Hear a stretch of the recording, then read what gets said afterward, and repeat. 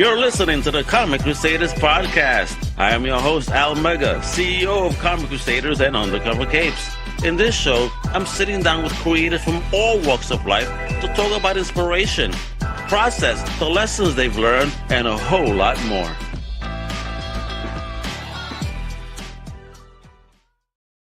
What up, mi gente? It's your boy, Al Mega. Welcome to a brand new live Comic Crusaders podcast, baby.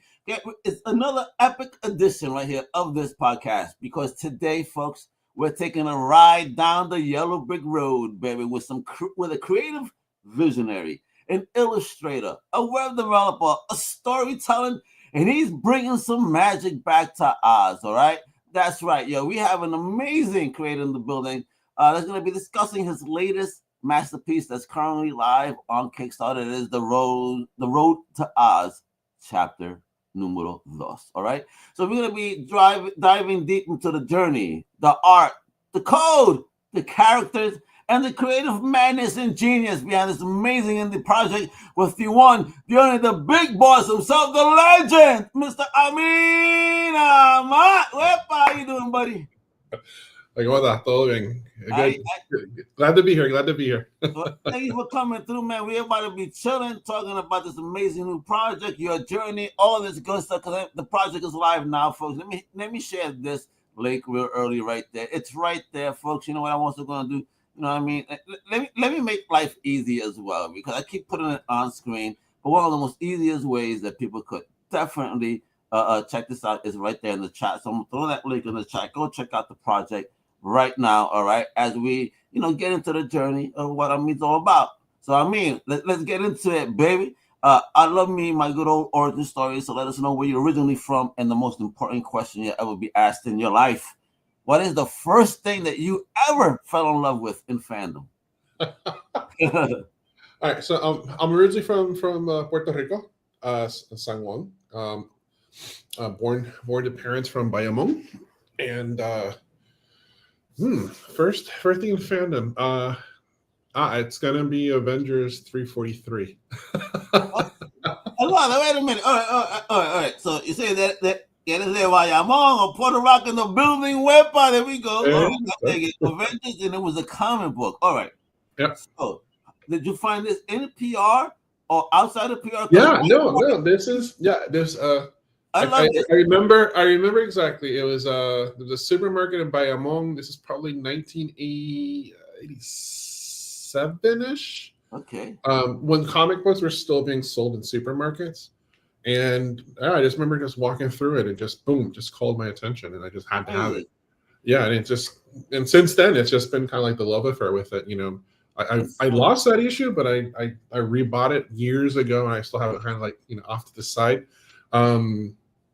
There was something about it. It was just kind of like that. It was also kind of those covers where there was dialogue on it, so that also kind of just grabbed me. It's like, ooh, what is this about? What's going on? Yeah, and I think from there on in, it just became just like this love affair and this marriage of the visuals and storytelling and creating these worlds and then of course that was just like the first part, and then it became like, oh, I think I want to do that, and that just became a whole nother journey. That's crazy because mine was on the way to Puerto Rico. If you remember Eastern Airlines from way back. Yeah. Hey, mommy that shut me the fuck up got me Christ Star Crystal Warrior #2 because that popped out at me. This dude with crystal and a sword and it was wizard. I'm like, what the hell's going on here? Half naked woman coming off the screen. Apparently, it was a purpose. I was a kid, and just fell in love with it. I dig it. But my earliest memory of Puerto Rico when it comes to fandom is Messenger Z. That's a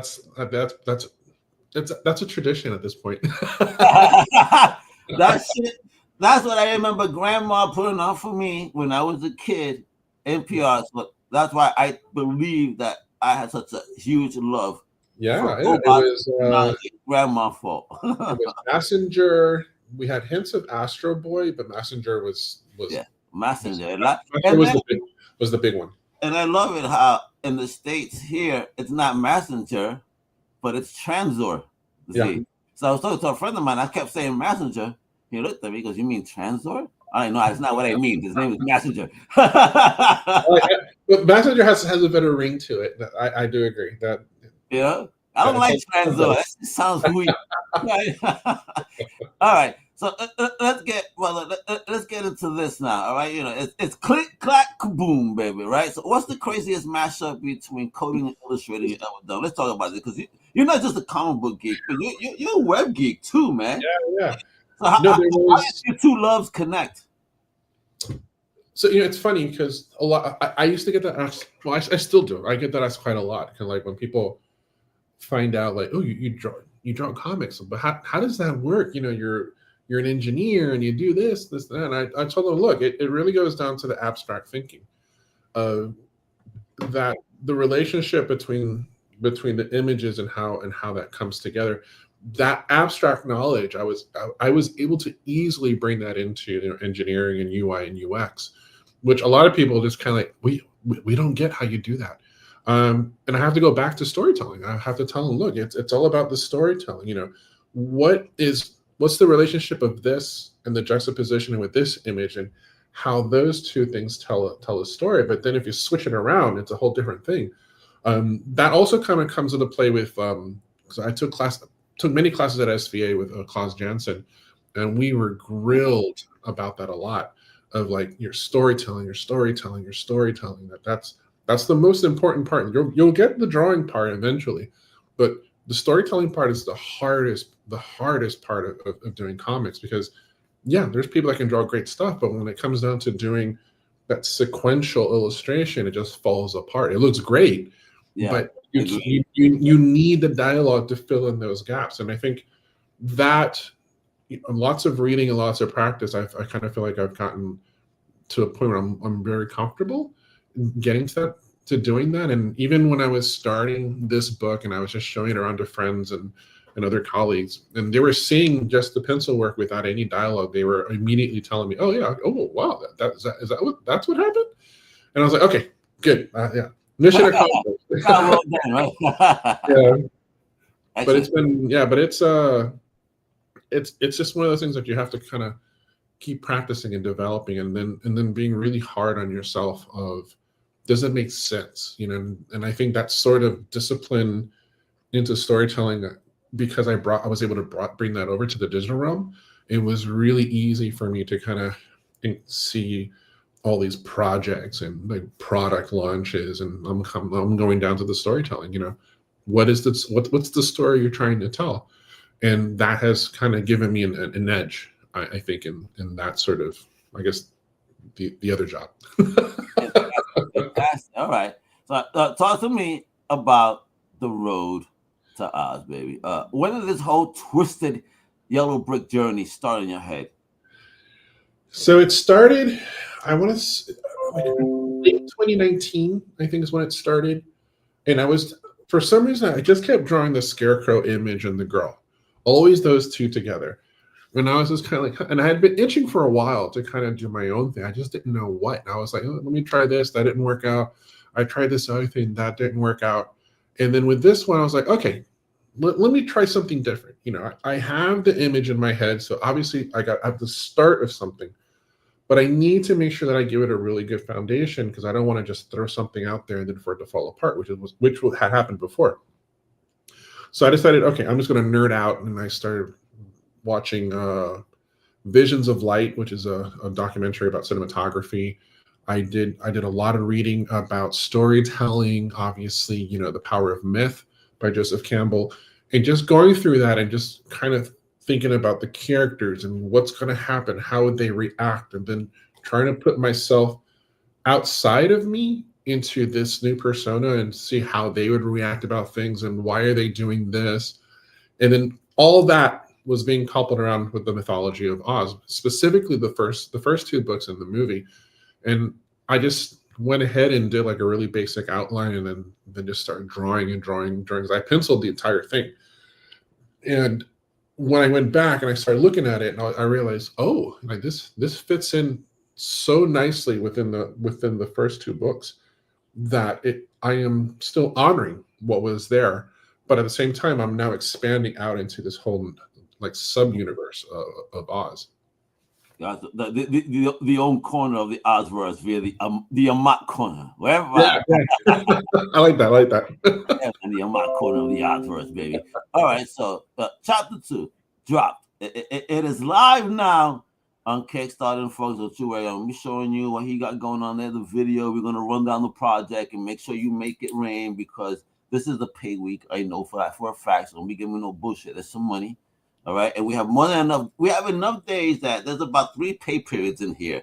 So somebody getting paid somewhere. Don't be playing with me. All right, people, man. Oh, I don't have money. Yes, you will. With as many days as we have go, actually over a month, there's like 2 pay periods. Don't be playing with me, and your rent will have been paid. So no excuses. Support indie. Let's go now. All right, so chapter 2 just dropped. So what's the vibe this time around? Is it more danger, more wonder? Is it Flying Monkeys 2.0? I mean, what are we doing here? So no, I already introduced the monkeys in chapter 1. But we got a glimpse onto why Scarecrow is in Kansas, or at least how that happened. And now with chapter 2, we're trying to explore the world of Kansas. And then, of course, the main character in this particular story arc is Dot, who's the girl who you see on most of the promos. So we're starting to explore who is she, who's her family, and then what is going on in Oz and how that is relating with what's going on, with the connection between Kansas and Oz. It'll also start to explore her relationship with Scarecrow and vice versa.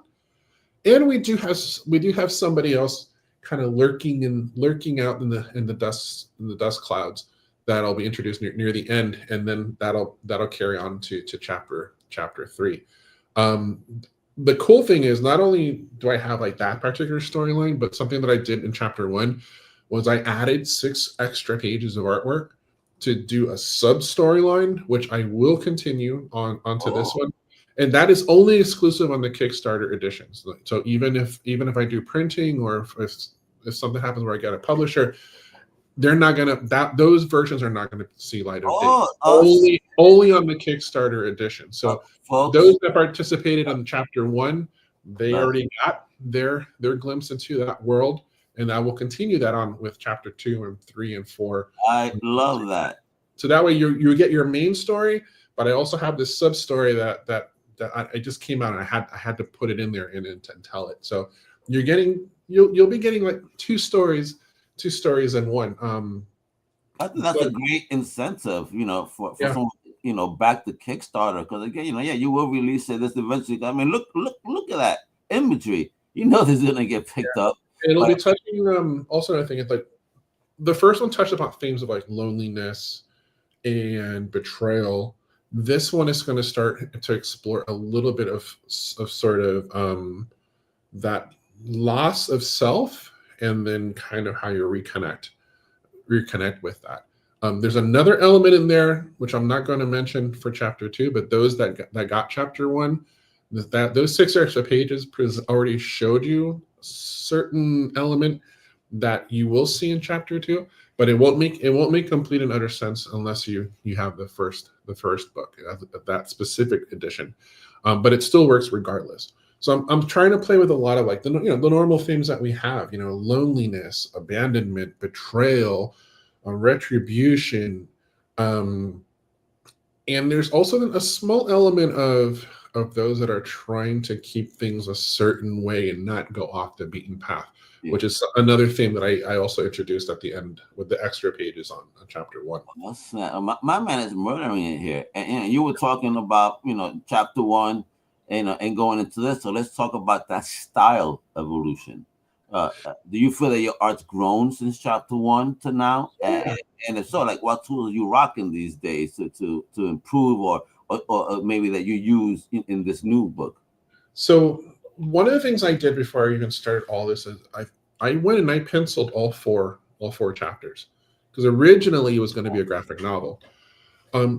So the pencils are there. I think now that I'm going back and I'm doing the ink work on it, I'm making tons of changes. There's additions here and there, a few changes in terms of just panels, and there are some pages that I've redone completely because because there was a time where I was just trying to make sure that I maintained the pace of drawing the stuff out and getting it out there. Yeah. So I really wanted to not lose that pace. So I kind of became my own editor in a way when I was doing that, kind of like penciling this, post it, fix the face for later, and just keep moving, because I really didn't want to kind of lose that momentum. And that sort of approach is now paying off, because now when I'm coming back and doing the inks, obviously it's been about a year or so that I've drawn them. Now it's like, I've gotten better with a bunch of other things. Like, yeah, let me change this. Let me make this better. Let me introduce this other element now in the background that I hadn't thought about, but it kind of fits in really nicely.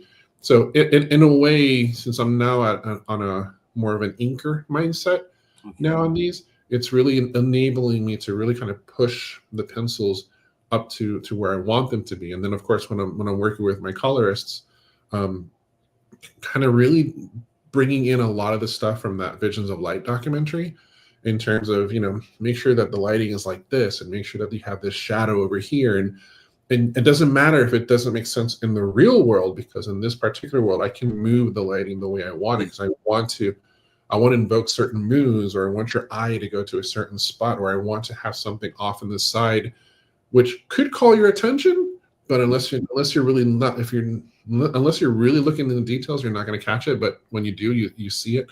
And that's been a lot of fun, really kind of working with the colorists on that sort. So it's almost like being a director in a way in these, and they're acting as my directors of photography, kind of doing that part. So I think I'm geeking out quite a lot with my own stuff. So it's and that's okay, brother. Shit. Let's make it happen. I'm geeking out. It looks great, because I'm just looking at this image here. What a unique look for Scarecrow, bro.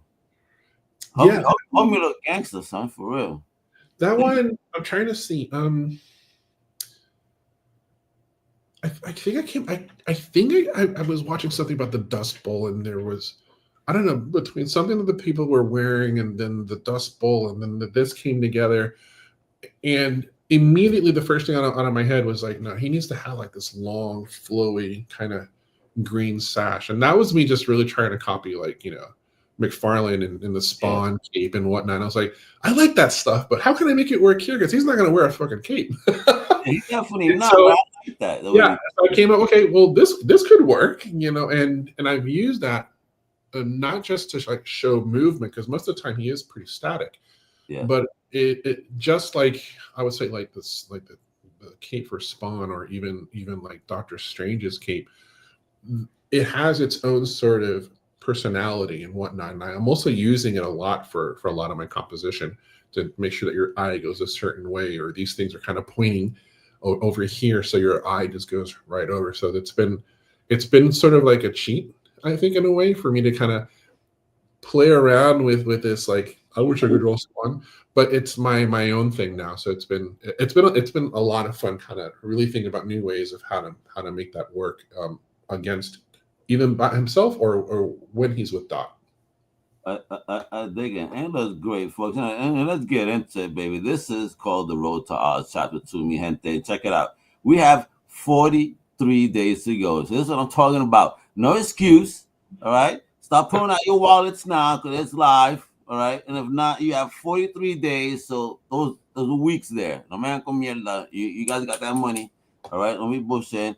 And to you 52 wonderful backers, I tip my hat. Salute to you, supporting independent comics, supporting the big homie over here. And look, folks, he's only seeking $3,500 to make this baby happen. And big old salute, we getting there at 1678 early on. The baby's on fire, she just launched. So let's go support these comic books, baby. We have a trailer, so you know what? Some info. So let's throw this baby on real quick, get some more info, and we're gonna keep diving deep into The Road to Oz. Hi, my name is Amin, the author and illustrator of The Road to Oz. Welcome to the Kickstarter for The Road to Oz Chapter 2. For returning backers, thank you very much for your continued support and joining me in this journey. For new backers, let me give you a little synopsis of what's happened and what is happening now in Chapter 2. So in Chapter 1, we did explore how Scarecrow ended up in Kansas. Won't give you a little bit too much, since you can read a little bit more about it in the book. But with Chapter 2, what we're going to explore now is the world of Kansas. And the character named Dot, who is this girl that lives with her adoptive family, who she is, what her relationship is to Kansas, and the story, well, you're just going to have to read the book to find out. Now, this story per se, not just chapter 2, but the entire storyline fits perfectly, unknowingly, and to me, with the first 2 books of The Road to Oz. They're not canon. It's a little bit of my creative twist on the story. However, it still respects the source. There are connections to Wicked, which I'll have to give a shout out to a friend of mine who pointed that out. But none of this was actually intentional. It was more just wanting to find the story within Oz that I really kind of felt like I wanted to tell with my own sort of creative twist. So what do you get with the Kickstarter? Well, not only do you get like a really cool spiffy book, but as those found out in the chapter 1 Kickstarter, I am adding extra pages of artwork to this, which are only exclusive to the Kickstarter editions of these books. They will not be included in print editions outside of Kickstarter, nor will they show up in a graphic novel. Let it be self-publish that or get that through a publisher. These are only exclusive through these books. So not only do they become obviously instant collector items, but there's a nice little storyline that I started in chapter 1 that I will continue on with the rest of the books as I go through them. Now, what's the status of the project right now? Well, as I mentioned in chapter 1, all 4 chapters are fully penciled. I'm going through the inking right now. So with chapter 2, I'm about, I think about 2/3 of the way of inking. It is being colored at this moment, so we're almost at the halfway mark with the coloring, and I already have my script and lettering done. So basically, what is the funding going to be used for? We're paying the talent, which is my letterer, colorist, as well as cover artist, or should I say colorist, also for the printing cost. Now that we're talking about printing costs, how is that going to reflect in terms of tariffs? Well, I got all this really kind of ironed out. So the tariffs are not going to be a big major issue per se. And not even the shipping. I already got the shipping kind of really nailed down with chapter 1. It's really just getting the word out and wanting to get more people to want to read this book in order to move on to the other books and then the next volume. So I definitely, if you really loved chapter 1 and you were back chapter 2, let everybody know about it. It's a really spiffy, not only is it a spiffy book, but it's a really unique storyline compared to some of the other stuff that's out there. And it's in full respect to the source material written by Frank L. Baum, with a few little kind of twists and nicks and turns all throughout. But overall, as you can see in the reader reviews from chapter 1, a lot of people really dug it. It's a little bit more psychological than I think most people would think for a story from Oz. But all in all, it's a really fun journey. It's been a fun time for me to kind of draw it and keep on exploring. There's tons and tons and tons that are coming, and pending some of the schedule, I'll see if I can start squeezing some more stuff in there. Now, one of the tiers I really want to talk about, I think there's the dot bundle and the Scarecrow bundle. Now, the dot and Scarecrow bundles do come with sketches, unique. I draw them at the moment, prep them up, and ship them out.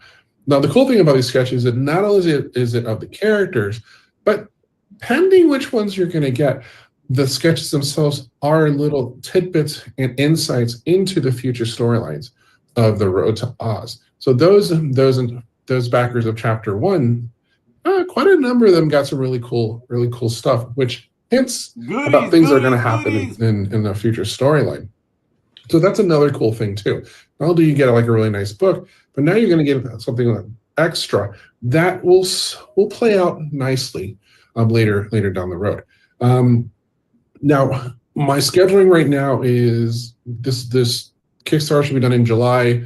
I'm hoping that by August, September, I got the printed copies in my possession, and then I'll start shipping that out late August, September, pending that there's no real big dramatic thing going on with tariffs or anything like that. That's the goal. And as soon as August comes around and those books are shipping out, I will be starting the Kickstarter for chapter 3.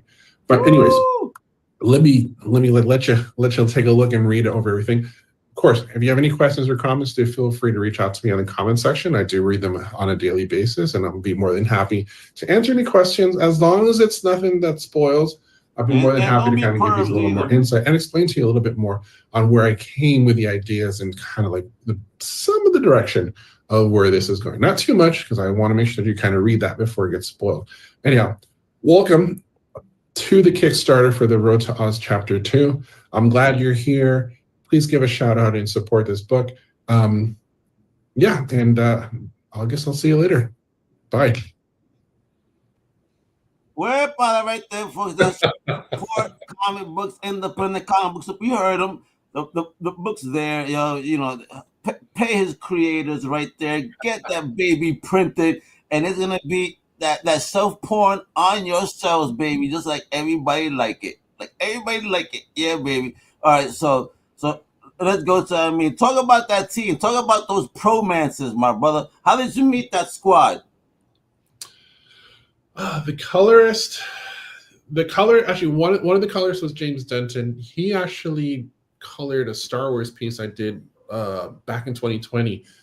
I liked his approach, and so I kept him on board for chapter 1. He does some really great night scenes, so I had him for the night scenes. Andrew came about through a reference, and his colors for all the day stuff I really enjoyed. So chapter 1, I had both of them working in tandem. So James was doing all the night scenes, and Andrew was doing all the day scenes.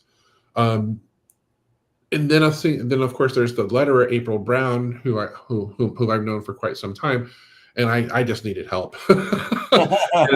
and she did a great job on chapter 1, and she'll hopefully I'll be able to kind of get her to do some stuff on chapter 2. I want to talk about that, though, for a moment. Just for a moment. When you said, I mean, yeah, it's funny. You needed help, but sometimes there's some creators that don't realize that maybe they do. What was the moment you said to yourself, "Yeah, like I can't do all of this by myself"? I think once the color pages were coming in, and I was getting, I think, more than to the halfway point with that. Yeah. Where I'm like, okay, these are good and ready to go. But I still had a lot of marketing to do. I still had the logistics of obviously all the shipping and the printing and all, and just that all the administrative shit on top of the creative. Yeah, because basically I was starting like my own. Technically, I am doing like my own publishing company, and so getting all of that, I was like, okay, I need to be aware of my time and project management, and so I was like, okay. Let me just take some of the funds. Let me talk with April, whom I've known for a while, and see if she's available and if she can help me out. And yeah, thankfully she said, yeah, I can do it. Nice. Had everything set up, and yeah, once the stuff was coming in, it was definitely a sense of relief. So it's like, okay, now this is getting that much closer for me to get it ready to send off to print. Yeah, it was kind of funny because like once everything was said and done, there was that moment of like, right before you send it off to get printed, like, is everything okay? Is everything great? Just kind of like, oh, and yeah, I probably like checked that final proof maybe like 20 times, over the. Was it easy for you to hand over something, a piece of your baby, if you will, to someone and trust? Was it easy? It's because at least it's become a thing of trust. Where a lot of the people are, April I've known for a long time, so that for me was kind of like, okay, I know she can do it. It's just a matter of if she has the time. With James and Andrew, because it was kind of like my first time really working with them, I had to trust that with the work that they've done previously in other projects that they can do the same. Also, just really kind of being I call it a good art director and manager of always kind of communicating with them and trying to getting updates from them and making sure, are you okay? Do you have stuff? Are you bombarded with stuff? Because I want to make sure that I wanted to make sure that I can get the work from them when I needed it, but I also didn't want them to be rushing it and getting it to me, because I know how it is when you have multiple projects and you're trying to rush through stuff. And some stuff comes out really great, and then some stuff you can tell that it's been rushed. I didn't want stuff that was rushed, so I was really trying to work with their schedules on everything. And yeah, like I said, it's like being a director.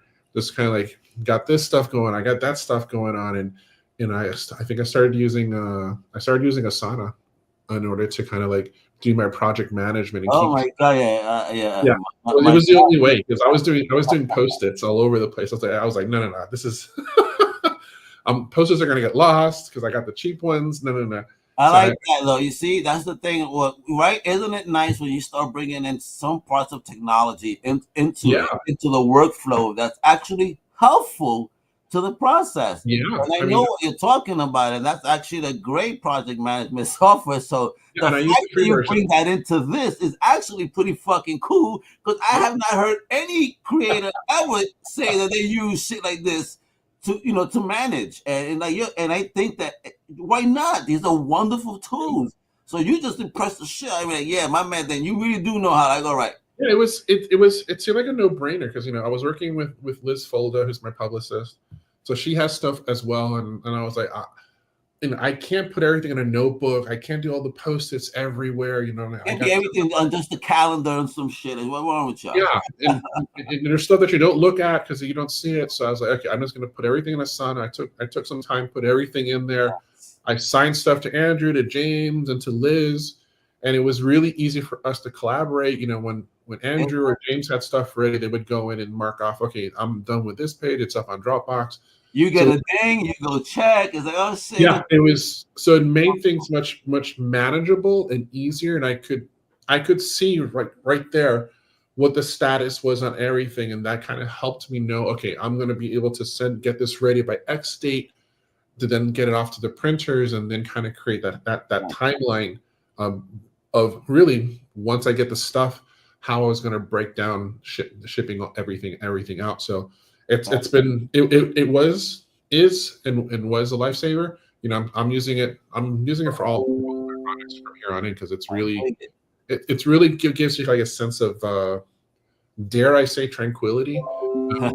Seeing all the tasks that you have laid out and you can move things in the order you want them. So it allows that flexibility too for me to kind of know like I got to do this and then this, but this is more important. So let me put this at the top of the list and just work through it. And working with Liz, she's been using it too, kind of like going back and forth with like, obviously like any things that we do for conventions and press and stuff like that. So it's been really great kind of knowing what the status of everything. I mean, and look at this artwork, baby. I mean, guys, again, and it's all hand drawn. It's all hand drawn. I think the only thing digital is maybe some cleanups, but really, yeah. You went OG on this? Yeah, like you got a sneak preview behind me right now of I'm working on the cover for an issue 2, and yeah, that's all by hand. I work faster that way. I dig it. Look at that. But I also want to have something so when I finally start hitting conventions later this year, next year, that I can, if people want something, a page, they can buy it. I think on chapter 1 for those extra 6 pages, I had someone to reach out and say, hey, Kate, I love that page that you posted up there. Can I buy it? I was like, yeah. I mean, once I have everything, once I start shipping, then I'll set that up for you. So they were really happy when we got that page. I mean, it's beautiful. I like that, man. Bringing some traditional work back into the game, the OG, baby. I dig it. I mean, and look at this. Your pencils are tight, baby. Look at that. Diablo. Yeah. Oh shit, bro. Chapter 2. So, how are you feeling about chapter 2 to volume 1? I mean, you say this is what 4 volumes you're creating on this book? How many pages are these books?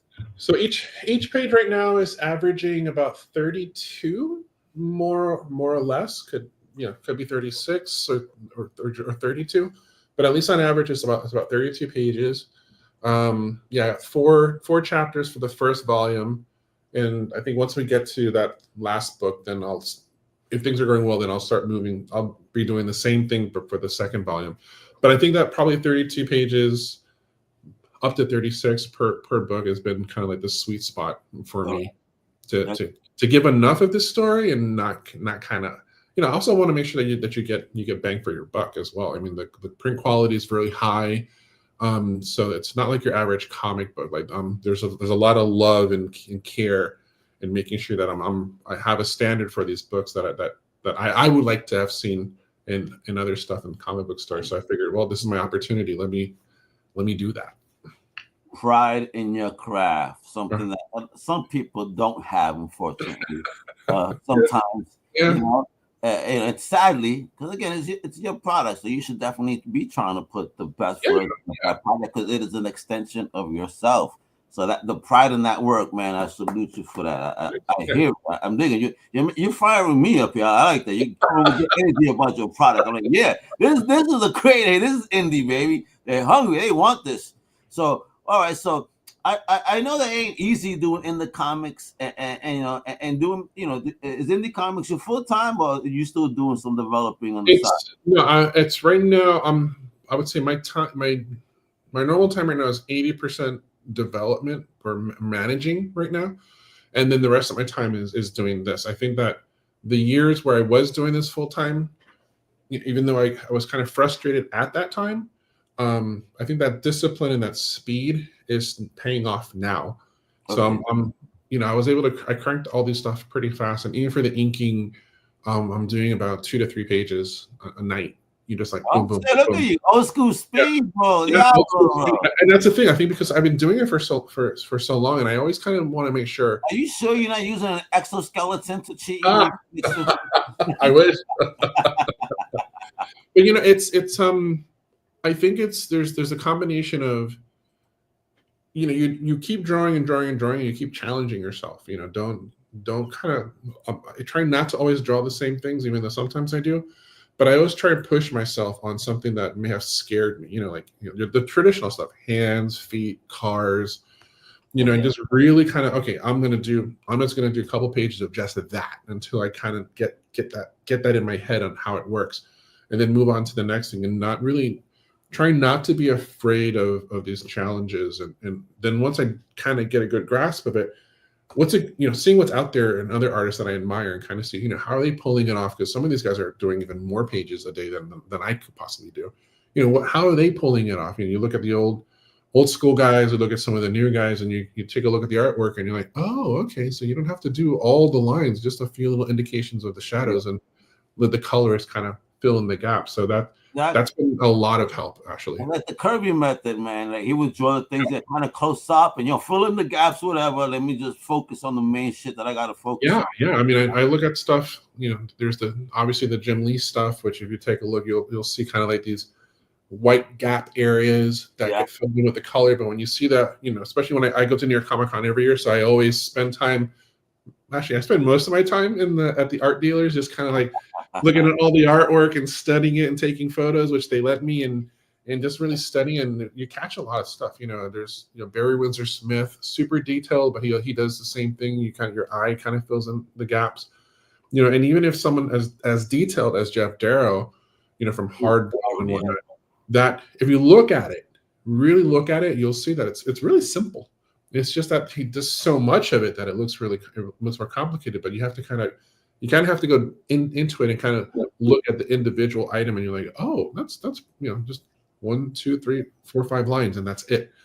And that I'm still, I'm like a good student. I'm still learning. I'm still. Listen, man, life is education. And if you're not learning something every day, then you're failing at something, because every day I learn something new. Let me tell you, I'm getting fired up. I'm telling you, it's because of this. and look at this, folks. Want to be fired up? You need to be fired up to support. You hear my man? This man is passionate about this. If that's not infectious to you guys, come on, man, wake up and splash some water in your faces and wake up. Check it out. And this is what you got to do. This is what I would love for you guys to do, all right? Because you know what we do here? We only bring the best crowdfunding projects in the game onto this podcast. And listen, you could get involved for as simple as $1. Who needs cafe?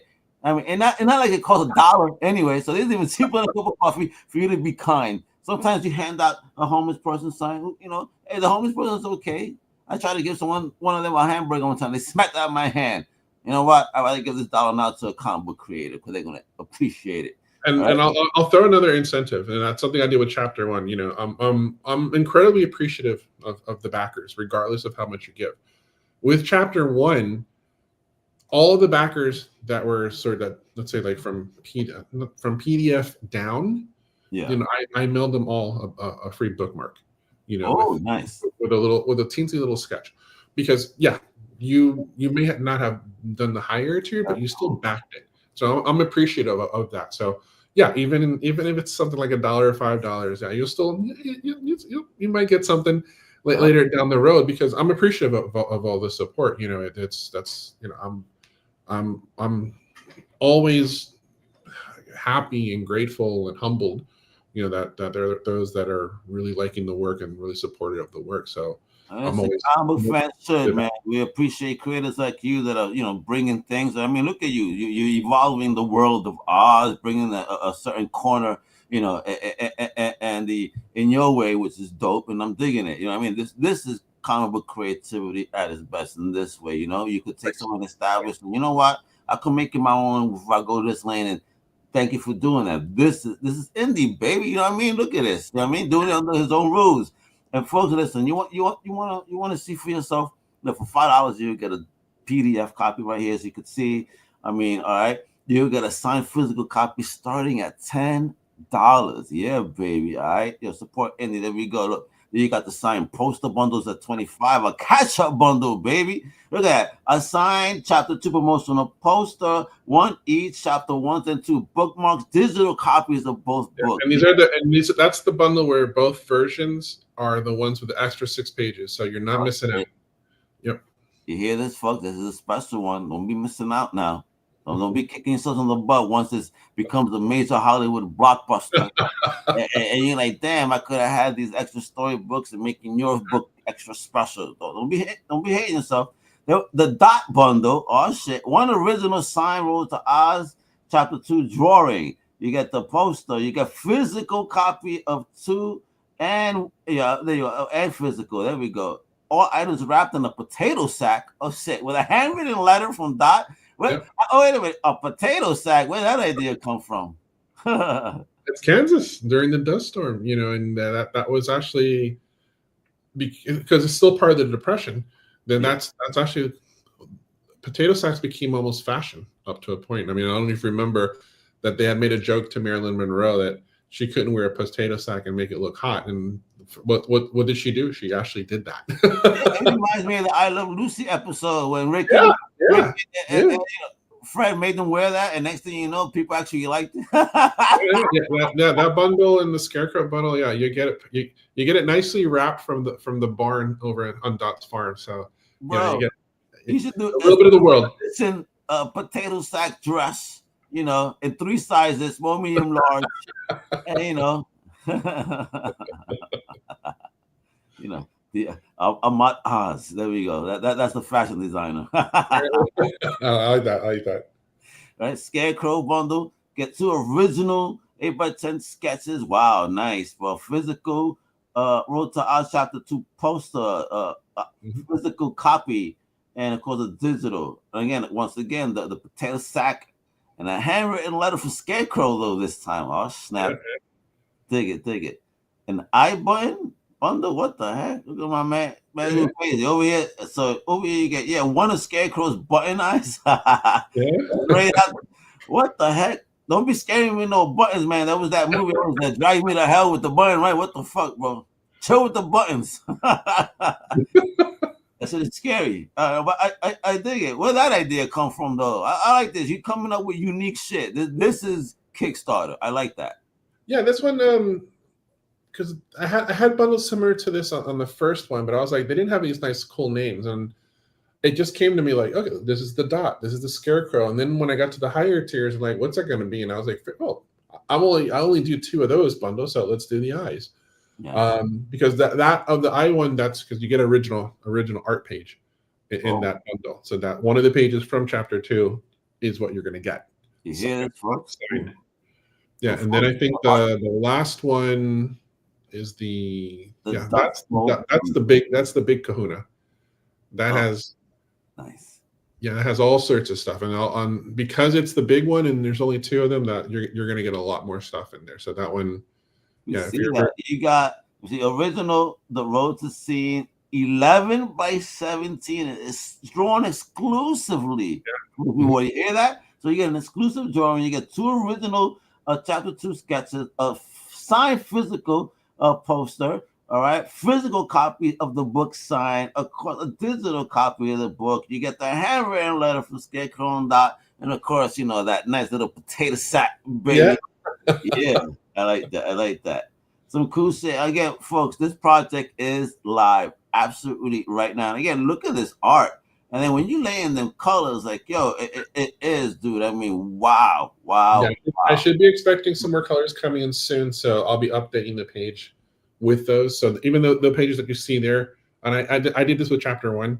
Once the colors come in, I'm gonna swap them out with the colors, so you'll start to see, boom, nice. how clip. You won't see the lettering because, of course, there's a lot of spoily stuff in there, but because I have to, I can't. Not spoiler on this, Amat, for don't be playing, folks. That's it. You ain't gonna get no more chincha here, right? Come on now. But I really love it. I just love, the dots, the way, everything is perfection on this piece of work here, because she stands out. But then it's like you're saying, you know where to take the eye. So you see nice detail, a hat flying. Andrew did a really good job on that, and art directing him is it's a breeze. But yeah, this is because this is one of the first pieces I drew a long time ago. Yeah. Around the same time I was drawing her and the scarecrow, and that image, I did it with the ink wash and stuff like that. And I was like, okay, this looks like I'm onto something. And so eventually I wanted to use it. And so I kind of redid the drawing and prepped it more for print than what I had done before. And yeah, so it's been an evolution from that to this. It's really cool to see, actually. Excellent. I gotta go, my man right there, Tyler. Yeah. Yeah, man. I love him. He's the Kickstarter legend and boss, doing his things, helping others. I dig what he's doing.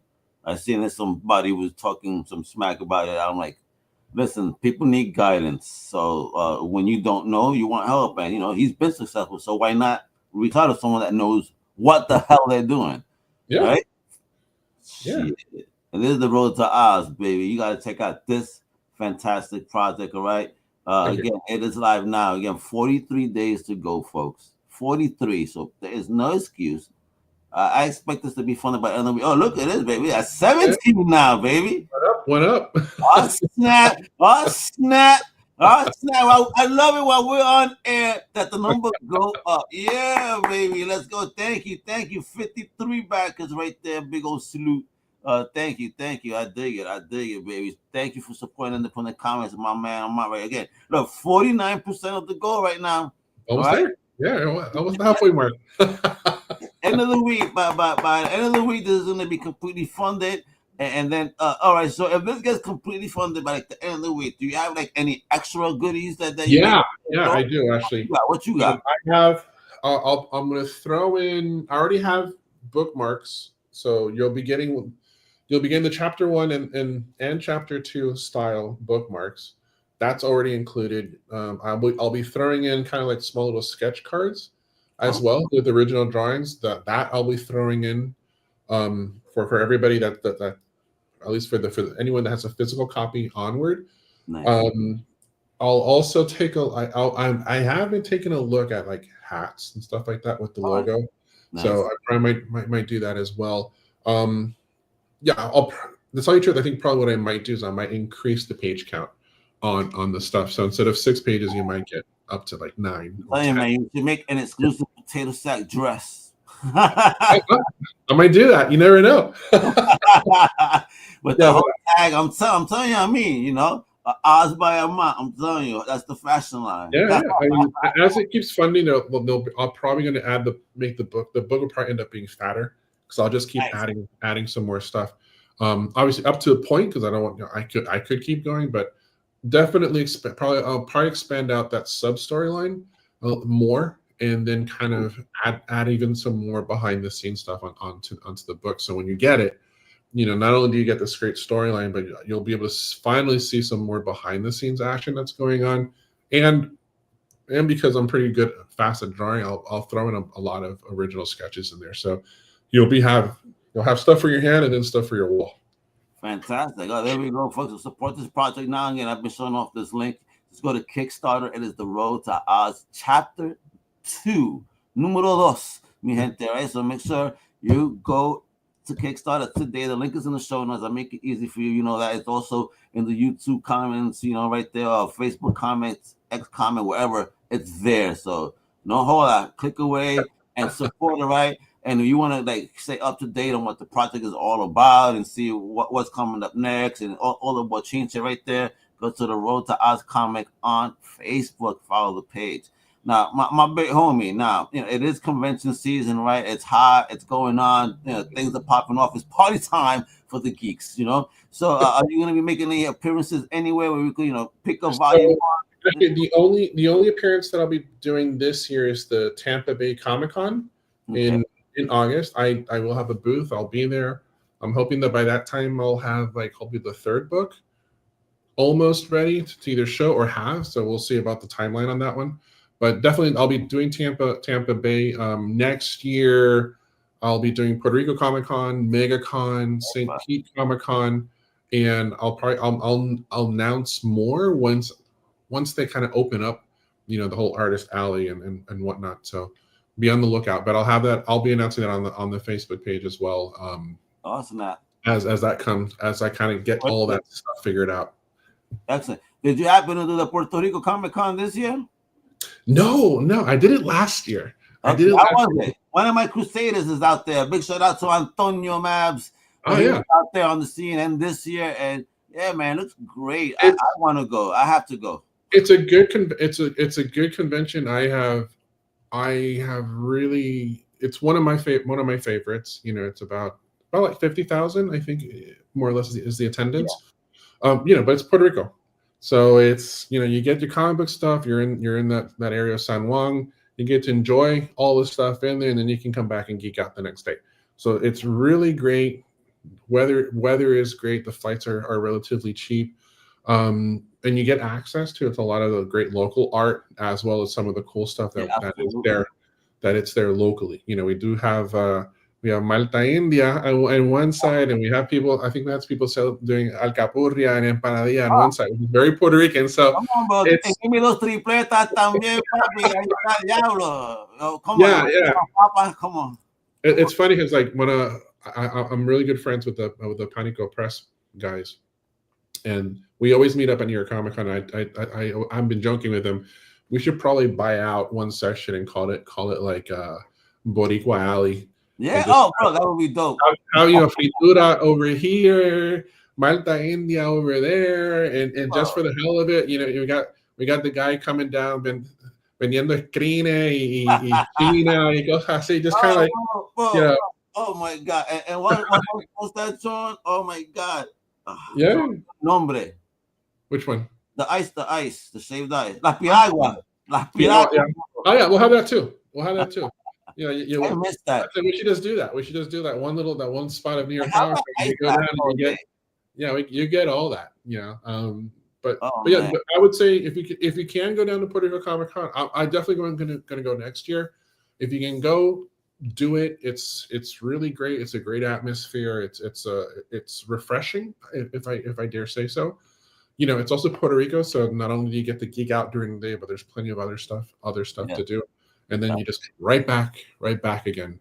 It's a great area, and Ricky Carrion has done really good. Yes, man. Good job with everything. He's a designer too, with the Rican gear that he got. You know what I mean? I love it. The book bag he did, the convention book bag he created, which is fire. Yep. So that's the whole thing. I love it. That's mi gente right there. Yeah. So if you're gonna go next year. Yeah, I'll be there next year with the usual misfits. Awesome. And if I don't go, I'm gonna make sure that my man Antonio passed by and said hello. Yeah. I'll hook him up.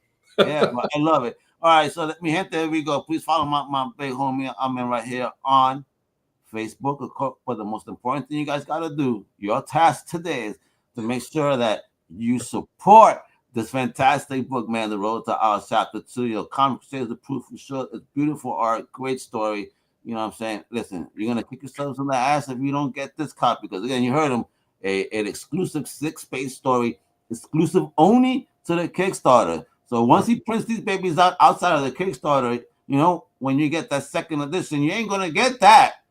All right? So don't miss out. I'm telling you, you're going to regret it. You don't want to be comparing with your friends. Like, why you guys take such pages for, bro? Don't be haters, all right? I dig it. Yo, I love your energy. I mean, thank you for coming on, sharing your time. Mil gracias. Ahí estamos, mi gente. Please support independent comic books. You know what it is. Support Comic Crusaders. We're everywhere at comiccrusaders.com. All the links are there. Support Max and the family over undercovercapes.com. We're dropping podcasts all the time, and speaking to amazing creators like my man Amin Amat. Eso para que sepan. Hasta la próxima, mi gente. Much love. Wepa! Thank you for listening to the Comic Crusaders podcast. If you like the content, please subscribe and turn on notifications. Also, please visit comiccrusadersworld and our extended podcast family over at undercovercapes.com. And also make sure to download the Comic Crusaders app on the Google Play Store today.